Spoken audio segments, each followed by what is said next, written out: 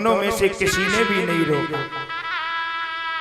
कौन कौन रोक सकते थे? पहले तो महादेव बाबा रोक सकते थे। हाँ, महादेव बाबा को कहा जाता है भाग्य मेट सके त्रिपुरारी, जो भाग्य को भी मिटाने वाले हैं ऐसे मेरे महादेव बाबा।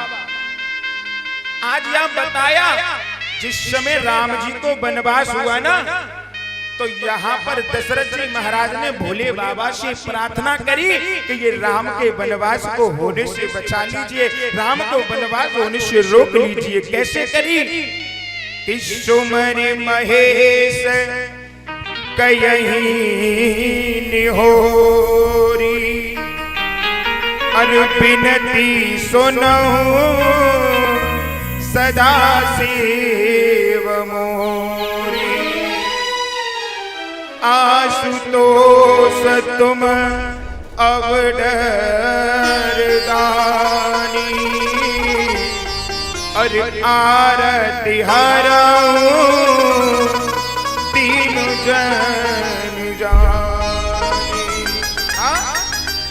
राम जी इस वनवास को, जो राम जी को वनवास हो रहा है, भोले बाबा इस वनवास को भी रोक सकते थे बंधुओं, लेकिन भोले बाबा ने आज राम जी के वनवास को भी नहीं रोका। क्यों?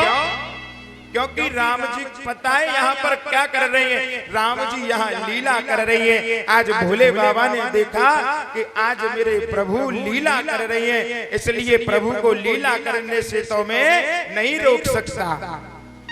आज इसलिए यहाँ महादेव बाबा ने आज यहाँ राम जी को वनवास होने से रोका नहीं। जबकि भोले बाबा को कहते हैं कि भाग्य उमेट सके त्रिपुरारी, जो हमारे और आपकी किस्मत में नहीं है। अगर हम वो भी वस्तु अगर भोले बाबा से मांगते हैं बंधुओं, तो मानो भोले बाबा हमें वो भी प्रदान कर देते हैं, जो हमारी नसीब में, हमारी किस्मत में नहीं होता है। क्यों? एक मार्कंडेय ऋषि की कथा आती है। हाँ, ये जो मार्कंडेय ऋषि की कथा है ना, ये मार्कंडेय ऋषि कौन है समझने का प्रयास करें। यहाँ पर बताया कि एक व्यक्ति था जिसके पास में कोई संतान नहीं थी।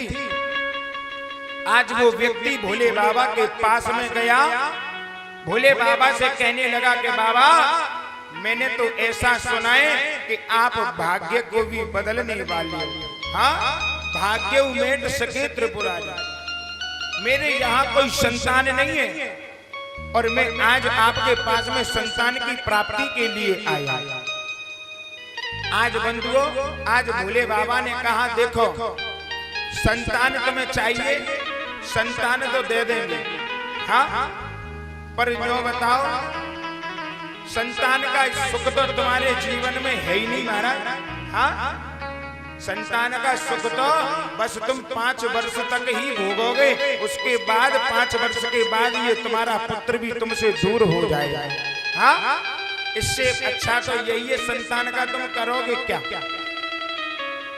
तो आज बंधुओं, आज इसने कह दिया कि कोई बात नहीं, चाहे 5 वर्ष तक ही क्यों ना रहे, पर आप मुझे मेरा पुत्र, मुझे पुत्र दे दीजिए।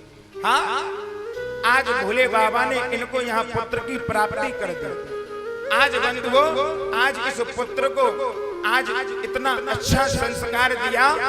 आज घर में जो भी वृद्ध जन आते थे, ये बालक ये समस्त वृद्ध जनों के चरणों में झुक करके प्रणाम करता था। हाँ, राम जी देखो प्रातः उठ करके माता पिताजी के चरणों में नमन वंदन करते, गुरु के चरणों में नमन वंदन करते हैं। प्रातः काल उठ के रघुनाथा और माता पिता गुरु नावई माथा। राम जी भगवान होने के बाद भी अपने माता पिता के चरणों की सेवा करते, गुरु के चरणों में साष्टांग लेट करके दंडवत प्रणाम करते हैं। आजकल के बालक महाराज प्रणाम की बात तो बहुत दूर है, आजकल के बालक तो महाराज जरा सा भी झुकने में भी आज उनको शर्म आती है। हाँ, आज तो प्रणाम करने के तौर तरीके भी बदल गए हैं महाराज। हाँ, आजकल पहले संसार के लोग साष्टांग लेट करके प्रणाम करते थे, आज संसार में कुछ ऐसे मॉडर्न लोग हो गए हैं जो कि आज झुकना तो बिल्कुल ही नहीं जानते। हाँ, पहले लेट करके प्रणाम करते थे, फिर पैरों को छूना प्रणाम कर दिया, थोड़े और पढ़े लिखे आए, महाराज घुटनों को छूना प्रणाम कर दिया। हाँ, अब घुटने छुए जा रहे हैं, आजकल कोई भी पैरों को नहीं छू रहा है। और मैं कहूं कि जरा से और पढ़े लिखे लोग आ जाएंगे तो पता नहीं क्या क्या छूने लग जाएंगे, महाराज कहने में भी शर्म आता है। हाँ, इसलिए हमें और आपको कभी भी अपने आदर और संस्कारों को भूलना नहीं चाहिए। जब भगवान अपने माता पिता गुरु के चरणों में प्रीति कर सकते हैं तो हमें और आपको भी ऐसे उच्च संस्कार अपने बालकों को सिखाने चाहिए। आज वही संस्कार आज इनके पिताजी ने सिखाया। जो भी बड़ा बूढ़ा आता है इनके यहाँ, कोई साधु संत महात्मा आता है, इनका बालक साष्टांग लेट करके प्रणाम करता है। आज बंधुओं सब इसको आशीर्वाद देकर के जाते हैं। हाँ, ऐसे बालक को आशीर्वाद देकर के जा रहे हैं साधु संत महात्मा, जिस बालक की आयु में बस 3 दिन शेष बची है महाराज। हाँ, आज जैसे ही साधु संत महात्मा आए, इसने साधु संत महात्माओं के चरणों को स्पर्श किया, साधु संत महात्माओं ने आशीर्वाद दे दिया चिरंजीवी भव। अब इस बालक के जो पिताजी हैं वो हंसने लगे। आज हंसे क्यों? संतों ने पूछा तुम हंस क्यों रहे हो? कि हम इसलिए हंस रहे हैं, इसकी मृत्यु में 3 दिन बाकी है और तुम यूं कह रहे हो कि चिरंजीवी भव। हाँ, तुम इसको सदा सदा जीने का आशीर्वाद दे रही हो। आज तो बंधु साधु संत महात्मा सोच में पड़ गए। हाँ, साधु संत महात्मा कह रहे कि हम तो भगवान का भजन करते हैं। अगर संसार में साधु संत महात्माओं की बात अगर झूठी पड़ गई तो संसार में कोई भी साधु संतों पर, कोई भी साधु संतों के बारे में सोचेगा नहीं और कोई भी साधु संतों की बातों पर ध्यान नहीं देगा। इसलिए आज यहाँ पर ये साधु संत जो है इस बालक को अपने साथ ले गए। आज इस बालक को जब ले गए तो आज ब्रह्मा जी के द्वार पर छोड़ दिया साधु संत महात्माओं ने कि भैया तुमने जो सृष्टि बनाई है अब तुम ही देखो जा बालक। एक दिन तो साधु संतों के पास हो गया, दूसरा दिन आज ब्रह्मा जी के पास हो गया। ब्रह्मा जी के भी इस बालक ने पैर छू लिए, आज ब्रह्मा जी ने भी इसको आशीर्वाद दे दिया चिरंजीवी भव। हाँ, तो आज जब चिरंजीवी भव का ब्रह्मा जी ने आशीर्वाद दिया तो आज यहाँ पर साधु संत महात्मा हंसने लग गए महाराज।